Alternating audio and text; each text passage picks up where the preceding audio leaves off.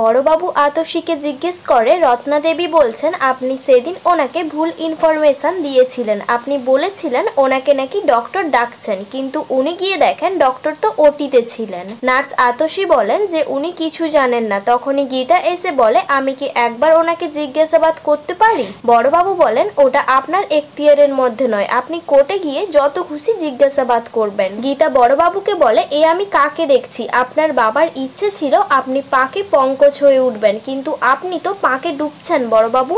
আপনার বাবার নাম ছিল পরিমল খাসনবিস, একজন সৎ পুলিশ অফিসার ছিলেন, তাই না? বড়বাবু বলেন, এসব তুমি জানলে কি করে? গীতা বলে, আমি সব জানি। আপনার কি কোনো সমস্যা হচ্ছে? তাহলে আমাকে বলুন, আপনি কোনো জায়গায় কি ফেসে গেছেন বড়বাবু? বড়বাবু গীতাকে বলে, আমি সব পরে বলবো আপনাকে। এই বলে সেখান থেকে চলে যায়। তখনই গীতার কাছে স্বস্তিকের ফোন আসে। স্বস্তিক বলে, আজকে বাড়িতে পার্টি হবে। অগ্নিজিৎ মুখার্জি পার্টির কথা শুনে বলে, ওসব পার্টি টার্টি কিছু হবে না। আজকে আমরা বাড়ির সব ছেলেরা মিলে রান্না করব, আর তারপর হবে মহাভোজ।